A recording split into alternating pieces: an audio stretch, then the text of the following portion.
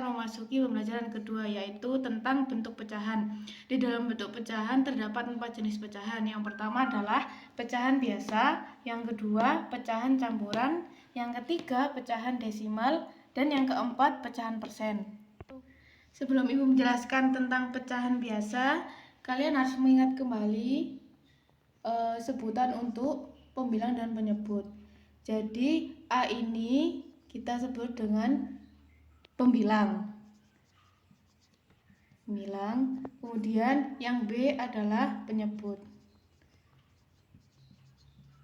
Nah, sekarang Ibu akan menjelaskan tentang pecahan biasa.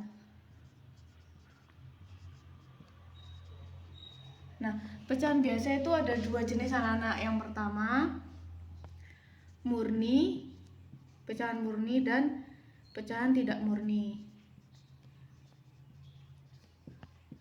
Contoh untuk pecahan murni yaitu 10/20. Kenapa kok bisa disebut pecahan murni? Karena pembilang lebih besar daripada penyebut.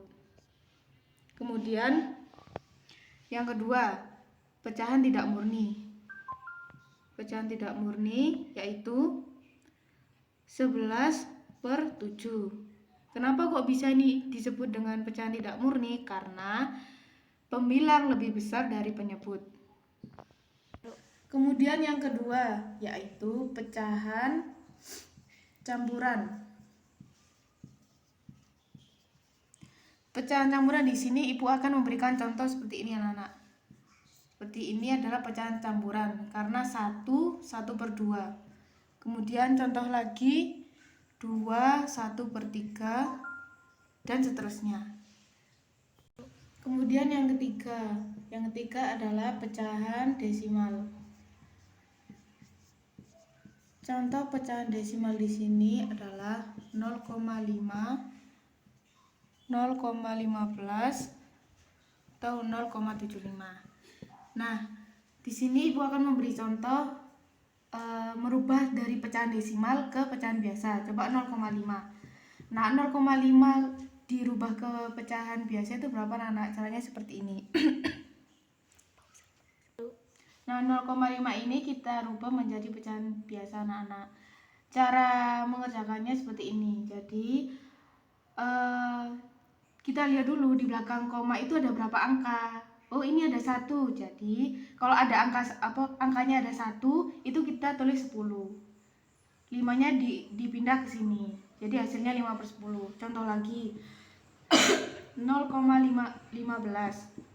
Nah, di sini di belakang koma ada berapa angka anak-anak? Ada 2. Nah, kita tulis di sini. Kalau ada 2 berarti itu ditambah nolnya 2. Jadi 100. 15-nya pindah ke sini. Kemudian yang keempat adalah pecahan persen. Contoh pecahan persen: 70%, 60%. Nah, di sini Ibu akan memberi contoh dan cara bagaimana kita mengubah dari pecahan persen ke pecahan biasa. Misalkan 70%. Nah, ini tinggal kita ubah menjadi seperti ini anak-anak. Kemudian yang kedua ini yaitu 60%. Tinggal kita menulisnya seperti ini anak-anak. Kenapa kok bisa 100? Karena kita melihat ini persen, pasti angkanya yaitu 100. Terima kasih.